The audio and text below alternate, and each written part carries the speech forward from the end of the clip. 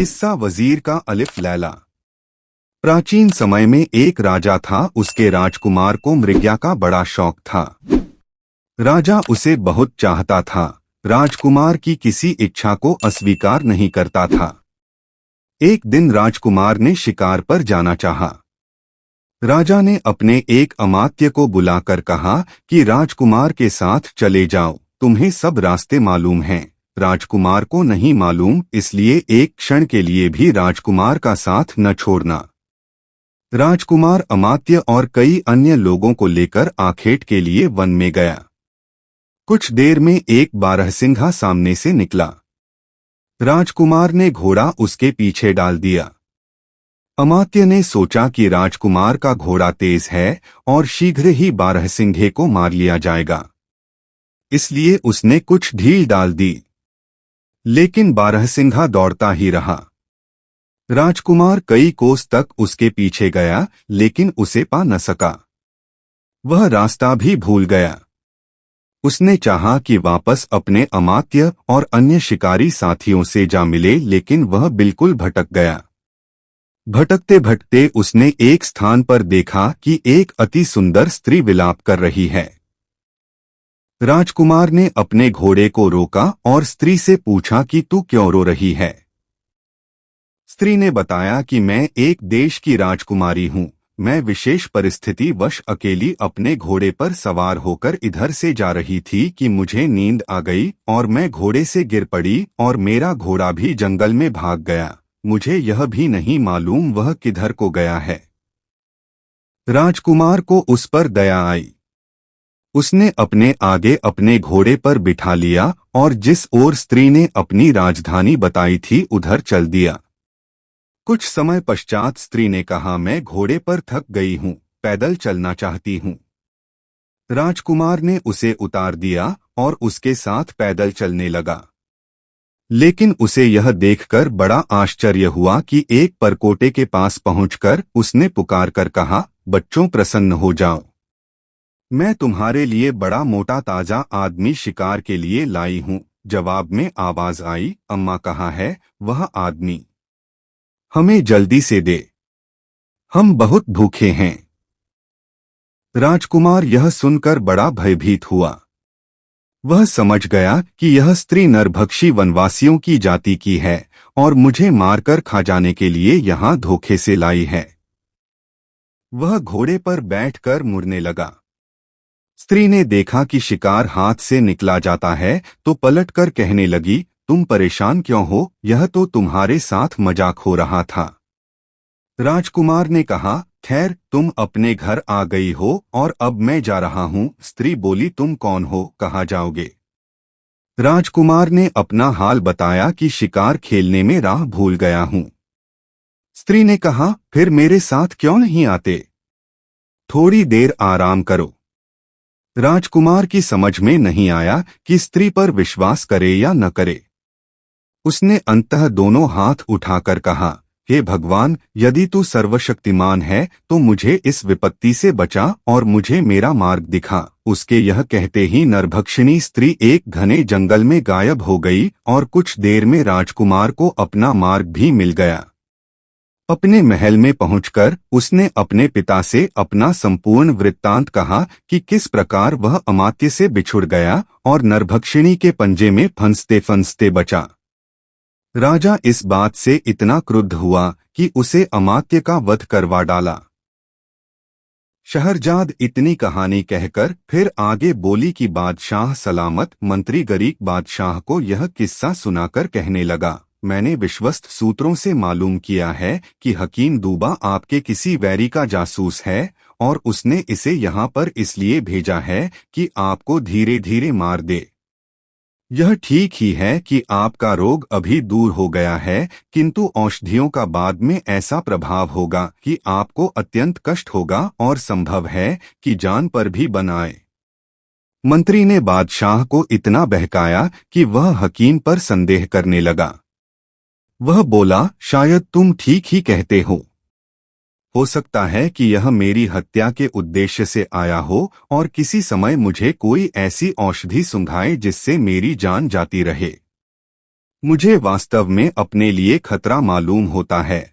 मंत्री ने सोचा कि अपने षड्यंत्र को शीघ्र ही पूरा करना चाहिए, ऐसा न हो कि बादशाह का विचार बाद में पलट जाए।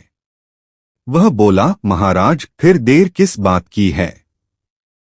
उसे अभी बुलवाकर क्यों नहीं मरवा देते? बादशाह ने कहा, अच्छा, मैं ऐसा ही करता हूँ।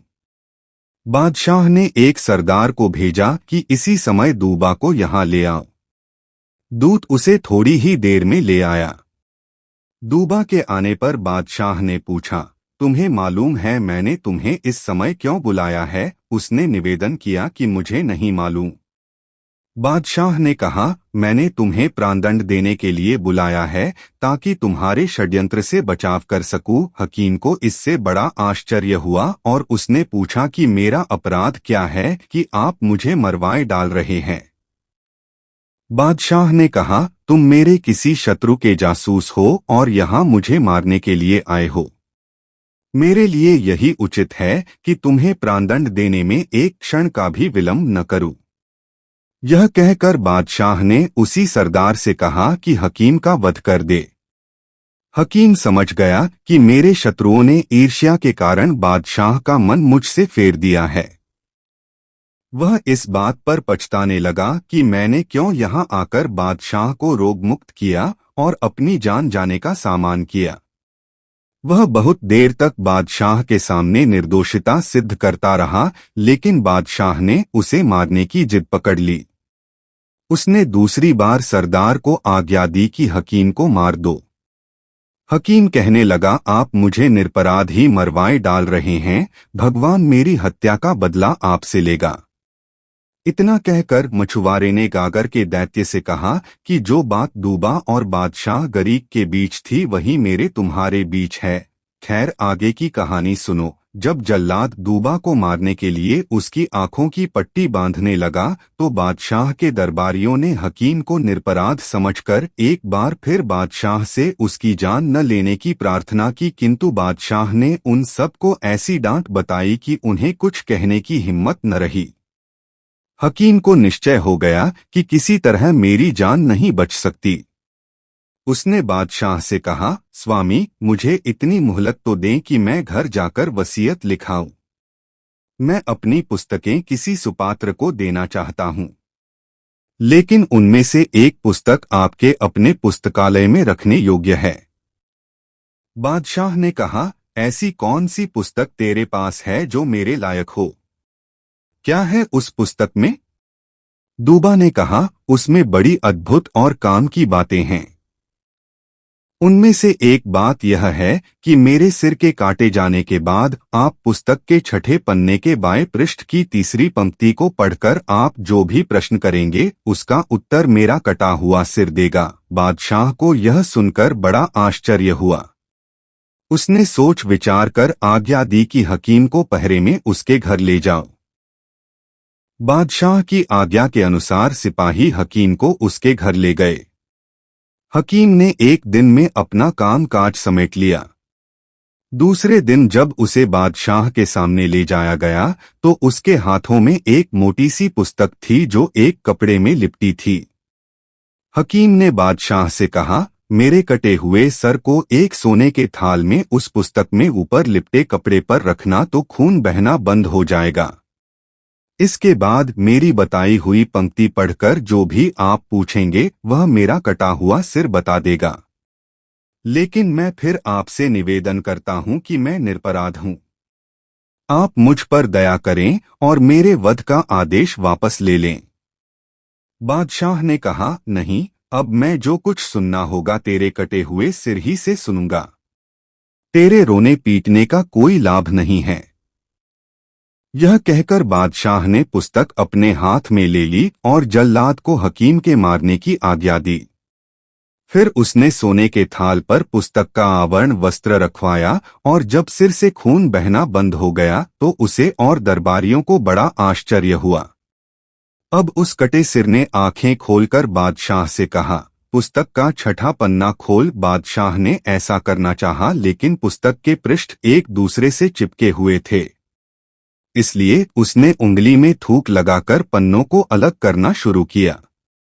जब छठा पन्ना खुला तो बादशाह ने बाएं पृष्ठ की तीसरी पंक्ति पढ़नी चाही, किंतु उसने देखा कि उस पृष्ठ पर कुछ नहीं लिखा है। उसने यह बात बताई तो कटे सिर ने कहा, आगे के पृष्ठ देख, शायद उनमें लिखा हो। बादशाह उंगली में थूक लगाकर पृष्ठों को अलग करने लगा। वास्तव में हकीम ने पुस्तक के प्रत्येक पृष्ठ पर विष लगा रखा था। थूक लगी उंगली के बार बार पृष्ठों पर रगड़े जाने और फिर मुंह में जाने पर उन पृष्ठों में लगा विष बादशाह के शरीर में प्रवेश कर गया। बादशाह की हालत खराब होने लगी, किंतु उसने कटे सिर से प्रश्नों के उत्तर पाने के शौक में इस पर कुछ ध्यान न दिया। अंततः उसकी दृष्टि भी मंद पड़ गई और वह राजसिंहासन से नीचे गिर गया। हकीम के सिर ने जब देखा कि विष पूरी तरह चढ़ गया और बादशाह क्षण दो क्षण का मेहमान है, तो हंसकर बोला, हे क्रूर अन्यायी, तूने देखा कि निर्दोष की हत्या का क्या परिणाम होता है। यह सुनते ही बादशाह के प्राण निकल गए। इस प्रकार उसे अपने किए का फल मिल गया। रानी शहरजाद ने शहरयार से कहा कि मछुआरे ने दैत्य को हकीम दूबा और बादशाह गरीक की जो कहानी सुनाई थी वह तो खत्म हो गई। अब मैं मछुआरे और दैत्य की कहानी आगे बढ़ाती हूँ। मछुआरा यह कहानी सुनाकर दैत्य से कहने लगा, यदि गरीक बादशाह हकीम दूबा की हत्या न करता तो भगवान उसे ऐसा दंड न देता। दैत्य, तेरा हाल भी उस बादशाह की तरह है। तू अगर बंधन से छूटकर मेरे मारने की इच्छा न करता तो दोबारा बंधन में न पड़ता। अब मैं तुझ पर दया करके तुझे फिर से स्वतंत्र क्यों करूं? मैं तो गागर समेत तुझे फिर नदी में डाल रहा हूं, जहां तू अनंतकाल तक पड़ा रहेगा। दैत्य बोला, मेरे मित्र, तू ऐसा न कर, मैं अब तुझे मारने का इरादा कभी न करूंगा। बुराई के बदले में भी भलाई करनी चाहिए। तू भी मेरे साथ ऐसी ही भलाई कर जैसी इम्मा ने अतीका के साथ की थी। मछुआरे ने कहा, मुझे वह कहानी नहीं मालूम है, तू बता तो मैं सुनूं। दैत्य बोला, यदि तू यह कहानी सुनना चाहे तो मुझे बंधन मुक्त कर, क्योंकि मैं गागर में अच्छी तरह नहीं बोल पाऊंगा। मुझे मुक्त कर दो तो यही नहीं, और भी बहुत सी अच्छी कथाएं सुनाऊंगा। मछुआरा बोला, मुझे नहीं सुननी तेरी कहानी। दैत्य ने कहा, तू मुझे छोड़ दे तो मैं तुझे अति धनी होने का उपाय बताऊंगा। मछुआरे को कुछ लालच आ गया। वह बोला, मुझे तेरी बात का विश्वास तो नहीं है, किंतु अगर तू इसमें आजम महामंत्र की सौगंध खाकर कहे कि तू मेरे साथ धोखा नहीं करेगा और अपने वचन पर दृढ़ रहेगा तो मैं तुझे छोड़ दूं। दैत्य ने ऐसा ही किया। जो ही मछुआरे ने गागर का ढकना खोला, उसमें से धुआं निकला और फैल गया। कुछ देर में उसने दैत्य का रूप धारण कर लिया। दैत्य ने ठोकर मारकर गागर को नदी में डुबो दिया। मछुआरा यह देखकर बहुत डरा और बोला, हे दैत्य, तूने यह क्या किया? क्या तू अपने वचन पर स्थिर नहीं रहना चाहता? मैंने तो तेरे साथ वही किया है जो हकीम दूबा ने बादशाह गरीक के साथ किया था। मछुआरे के भयभीत होने पर दैत्य हंसकर बोला, तू डर मत, मैं अपने वचन पर दृढ़ हूं। अब तू अपना जाल उठा और मेरे पीछे पीछे चला आ। नितांत वे दोनों चले और एक नगर के अंदर से निकलकर एक पहाड़ की चोटी पर चढ़ गए। फिर वहां से उतरकर एक लंबे चौड़े महल में गए। उस महल में एक तालाब दिखाई दिया जिसके चारों ओर 4 टीले थे। तालाब के पास पहुंचकर मछुआरे से दैत्य ने कहा, तू इस तालाब में जाल डाल और मछलियां पकड़। मछुआरा खुश हो गया क्योंकि तालाब में बहुत सी मछलियां थीं। उसने तालाब में जाल डालकर खींचा तो उसमें 4 मछलियां आई जो 4 रंग की थीं, सफेद, लाल, पीली और काली। दैत्य ने कहा, तू इन मछलियों को लेकर यहाँ के बादशाह के पास जा। वह तुझे इतना धन देगा जो तूने कभी देखा भी नहीं होगा। किंतु एक बात का ध्यान रखना, तालाब में एक दिन में एक ही बार जाल डालना। यह कहकर दैत्य ने जमीन में जोर से ठोकर मारी। जमीन फट गई और दैत्य उसमें समा गया। दैत्य के उस गड्ढे में समाने के बाद धरती फिर बराबर हो गई जैसे उसमें कभी गढ़ा हुआ ही न हो। मछुआरा उन चारों मछलियों को बादशाह के महल में ले गया। शहरजाद ने शहरयार से कहा कि उस बादशाह को उन मछलियों को देखकर जितनी प्रसन्नता हुई उसे वर्णन करना मेरी शक्ति के बाहर है। उसने अपने मंत्री से कहा कि ये मछलियां उस बावर्चिन के पास ले जाओ जो यूनान के राजा ने मुझे भेंट स्वरूप दी है। सिर्फ वही ऐसी होशियार है जो इन सुंदर मछलियों को भली भांति पका सकती है। मंत्री मछलियां बावर्चिन के पास ले गया। बादशाह ने मछुआरे को 400 मोहर इनाम में दे डाली। शहरजाद शहरयार से बोली कि अब उस बावर्चिन का हाल सुनिए कि उस पर क्या बीती। बावर्चिन ने मछलियों के टुकड़े करके उन्हें धो-धाकर गर्म तेल में भुनने के लिए डाला। जब टुकड़े एक ओर भुनकर लाल हो गए तो उसने दूसरी ओर भुनने के लिए उन्हें पलटा। उस समय उसने जो कुछ देखा उससे उसकी आंखें फट गईं। उसने देखा कि रसोई घर की दीवार फट गई।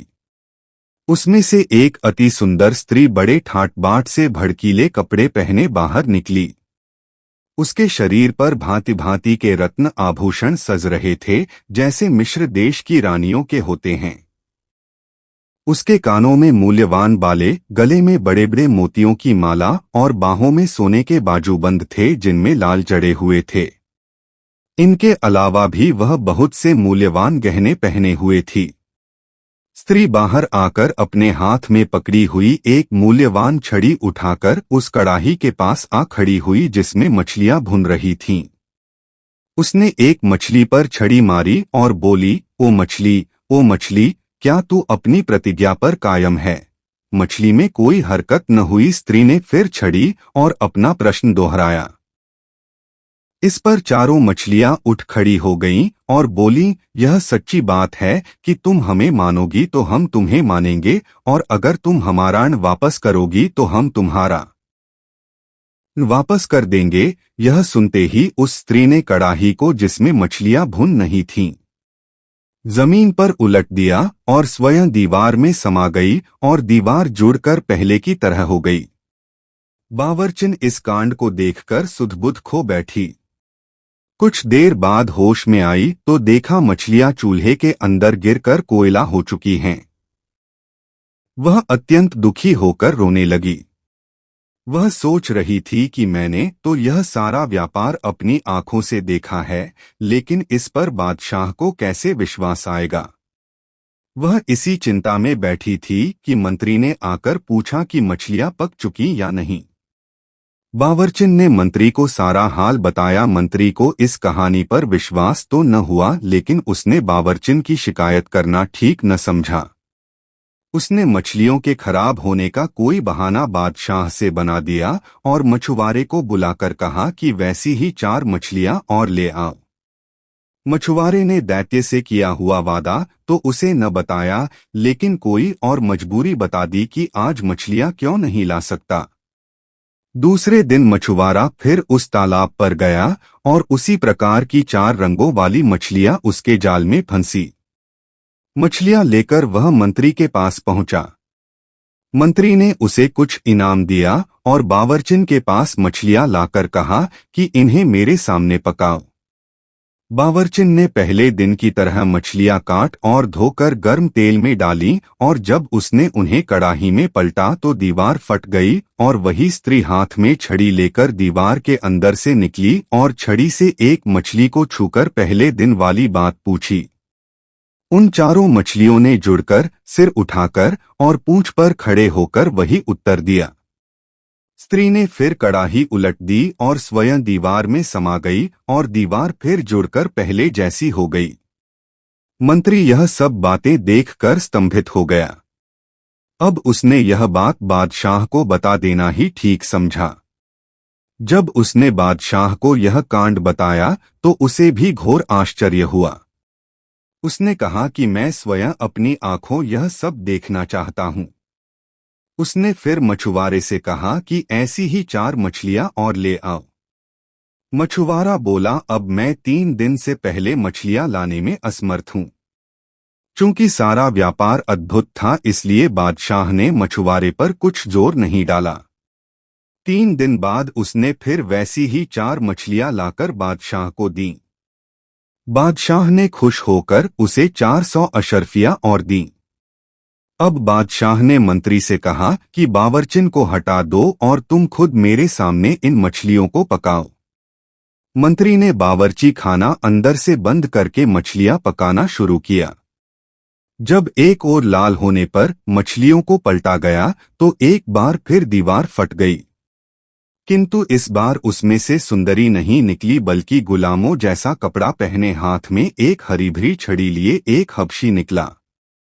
हबशी ने बड़े कठोर और भयावह स्वर में पूछा, मछलियों मछलियों क्या तुम अपने वचन पर अब भी स्थिर हो? मछलियां अपने सरों को उठाकर बोली, हम उसी बात पर स्थिर हैं। हबशी ने कड़ाही उलट दी और स्वयं दीवार के छेद में घुस गया और दीवार पहले की तरह जुड़ गई। बादशाह ने मंत्री से कहा, यह अद्भुत घटना मैंने स्वयं देखी है, वरना मैं इस पर विश्वास न करता। यह मछलियां भी साधारण नहीं हैं। मैं इस रहस्य को जानने के लिए बड़ा उत्सुक हूँ। यह कहकर उसने मछुआरे को फिर बुलवाया और उससे पूछा कि तू यह रंगीन मछलियां कहाँ से लाया था। मछुआरे ने बताया कि मैंने उसे उस तालाब से पकड़ा है जिसके चारों ओर 4 टीले हैं। बादशाह ने मंत्री से पूछा, तुम्हें मालूम है कि वह तालाब कहाँ है? मंत्री ने कहा, मैं 60 वर्ष से उस ओर शिकार खेलने जाता रहा हूं, लेकिन मैंने ऐसा तालाब न देखा न सुना।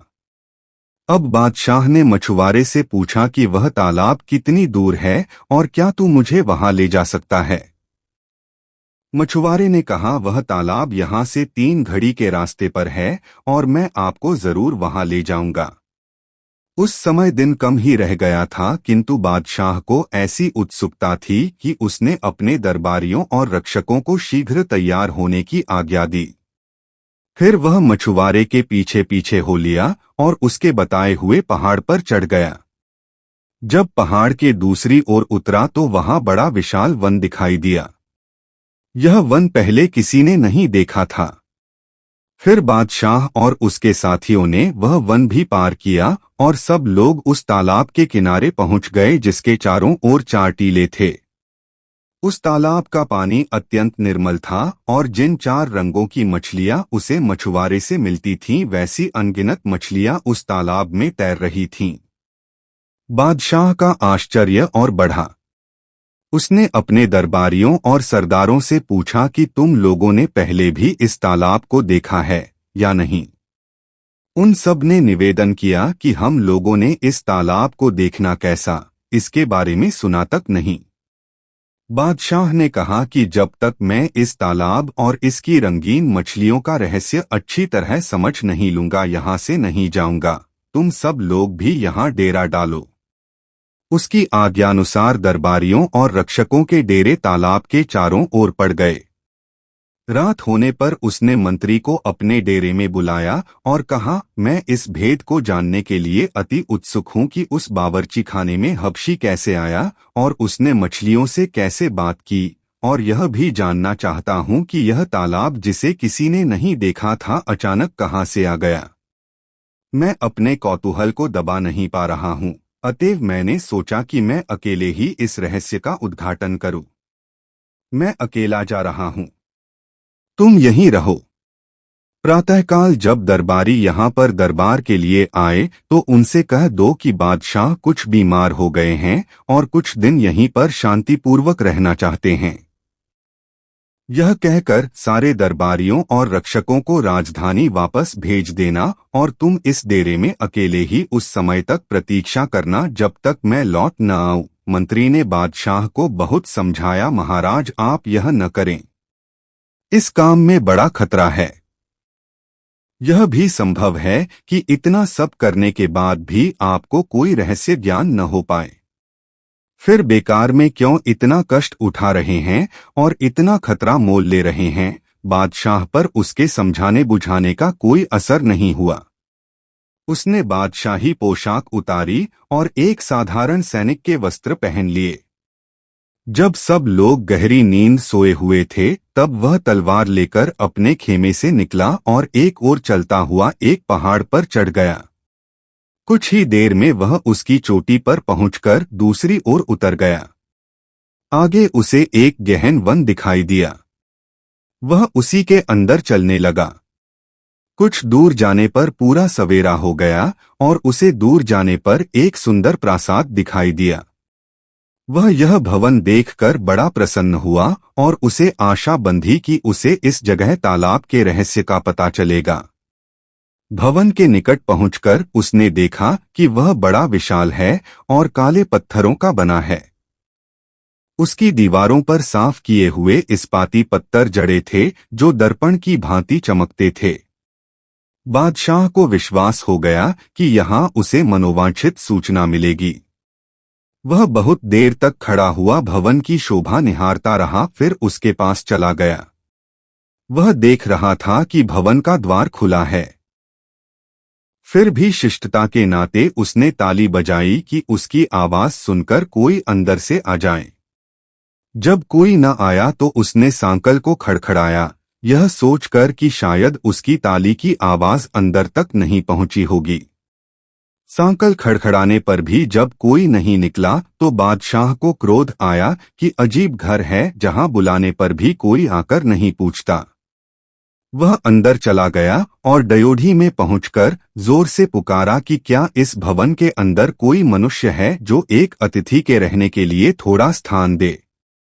फिर भी उसे कोई उत्तर न मिला तो उसका आश्चर्य और बढ़ा। ड्योढ़ी से आगे बढ़कर वह घर में घुसा तो देखा कि अंदर से और भी लंबा चौड़ा मकान है, किंतु उसके अंदर कोई नहीं है। अब वह एक लंबे चौड़े आंगन को पार करके एक दालान में पहुंचा। उसमें रेशमी कालीन बिछा हुआ था। अंदर का मकान और भी सजा हुआ था। दरवाजों पर जड़ाऊ मखमल के पर्दे पड़े थे जिनमें सुनहरे और रुफले फूल बूटे कढ़े थे। अंदर एक बारहदरी थी जिसमें एक हौज था जिसके चारों ओर सोने से 4 शेर बने हुए थे। शेरों के मुंह से पानी के फव्वारे छूटते थे और जब उनका पानी नीचे संगमरमर के फर्श पर गिरता था तो मालूम होता था लाखों हीरे जवाहरात उछल रहे हैं। हौज के बीच में एक फव्वारा था जिस पर अरबी अक्षरों में कुछ खुदा हुआ था और उसका पानी उछलकर बारहदरी की छत को छूता था। इसके अलावा उस विशाल भवन में 3 बाग थे जिनमें बड़े सुघड़पन के साथ भांति भांति के सुगंधित फूलों और उत्तम फलों के पेड़ लगे थे। बागों में हर चीज ऐसी तरतीब से लगी थी कि उन्हें देखकर दुखी मनुष्य भी आनंद में डूब जाए। वृक्षों पर नाना प्रकार के सुंदर पक्षी कलरव कर रहे थे। वे पक्षी उन्हीं वृक्षों पर रहते थे, उड़कर नहीं जा सकते थे क्योंकि वृक्षों के ऊपर जाल पड़े हुए थे। बादशाह एक कमरे से दूसरे कमरे और एक बाग से दूसरे बाग में घूम घूमकर हर वस्तु से आनंदित होता रहा। घूमते घूमते वह थक गया और एक मकान में बैठकर आराम करने लगा और सामने वाले बाग की शोभा देखने लगा। इतने में उसे एक कातर वाणी सुनाई दी जैसे कोई बड़े दुख में कराह रहा हो। उसने कान धर कर सुना तो मालूम हुआ कि कोई मनुष्य रो रो कर अपनी करुण कथा कह रहा है और अपने दुर्भाग्य को कोस रहा है। बादशाह ने उस कमरे का पर्दा उठाया जिसमें से यह आवाज आ रही थी। उसने देखा कि एक नवयुवक सिंहासन जैसी किसी ऊंची चीज पर राजसी वस्त्र पहने बैठा है और करुण स्वर में विलाप कर रहा है। बादशाह ने उसके निकट जाकर सलाम किया तो युवक बोला, मुझे क्षमा कीजिए, मैं उठकर आपका स्वागत करने में असमर्थ हूँ, इसीलिए मैं आपके पास न आ सका। बादशाह ने कहा, मैं आपके शीलवान व्यवहार से बड़ा प्रभावित हुआ हूँ। वास्तव में कोई ऐसा अपरिहार्य कारण होगा कि आप उठ न सके, किंतु आपके दुख को देखकर मुझे अति क्लेश हुआ है। आप मुझे बताएं कि मैं आपका कष्ट किस प्रकार दूर कर सकता हूँ। कृपया मुझे अपनी कठिनाई बताने में तनिक भी न हिचकें। कृपया यह बताएं कि आप यहाँ इस मजबूरी की हालत में कैसे पड़े हैं। यह भी बताएं कि यह भव्य प्रासाद किसका है और ऐसा निर्जन क्यों है। साथ ही यह भी बताएं, क्योंकि मैं यही जानने के लिए निकला हूं कि पास के तालाब का रहस्य क्या है और उसकी मछलियां कौन हैं। जवान आदमी यह सुनकर फिर रोने लगा और बोला, मेरा हाल सुनने के पहले देख लीजिए। यह कहकर उसने अपना कपड़ा उठाया तो बादशाह ने देखा कि वह नाभि के ऊपर तो जीवित मनुष्य है और नीचे काले पत्थर का बना हुआ है। उसकी आंखें फटी रह गई और वह बोला, मुझे तो वैसे यहाँ की प्रत्येक वस्तु देखकर आश्चर्य हो रहा था, किंतु आपका यह हाल देखकर मेरा आश्चर्य और उत्सुकता बहुत बढ़ गई है। भगवान के लिए अपना ब्यौरेवार हाल कहिए। मुझे विश्वास हो रहा है कि तालाब की रंग-बिरंगी मछलियों के रहस्य का भी आपसे संबंध है। आप मुझे अपनी व्यथाकथा शीघ्र कहिए, क्योंकि दूसरे को सुनाने से आदमी का कुछ दुख तो दूर होता ही है। जवान आदमी ने कहा कि मुझे अपनी दशा के वर्णन से भी कष्ट होता है, किंतु आपका आदेश है इसलिए कहता हूँ। भाइयों बहनों, कैसा लगा हमारा प्रोग्राम? और भी अच्छे प्रोग्राम देखने के लिए हमारे इस चैनल को सब्सक्राइब, शेयर और लाइक करके सपोर्ट करें। दोस्तों, 1 लाख सब्सक्राइबर करने की मेहरबानी करें प्लीज।